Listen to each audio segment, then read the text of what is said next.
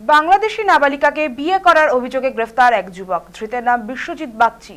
তিনি হাবড়ার টুনিঘাটার বাসিন্দা। কোনো বৈধ কাগজপত্র ছাড়াই সম্প্রতি বাংলাদেশ থেকে এক নাবালিকাকে বিয়ে করে তিনি ভারতে এনেছেন। চাইল্ড লাইনের তরফ থেকে এমনই খবর পেয়ে হানা দেয় পুলিশ। ইতিমধ্যে নাবালিকাকে উদ্ধার করে হোমে পাঠানো হয়েছে। মঙ্গলবার ওই ধৃতকে তোলা হয় বারাসাত আদালতে। আদালতে ধৃতকে 5 দিনের পুলিশি হেফাজতের নির্দেশ দেওয়া হয়।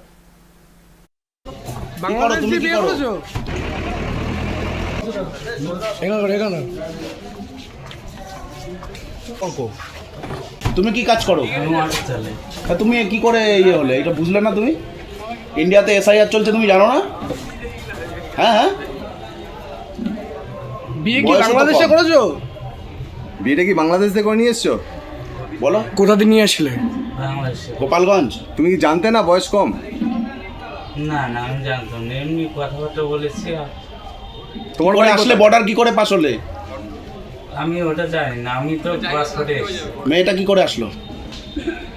মেয়েটার তো পাসপোর্ট ছিল না, মেয়েটা কি করে আসলো? ও আসছে বিনা পাসপোর্টে এসছে।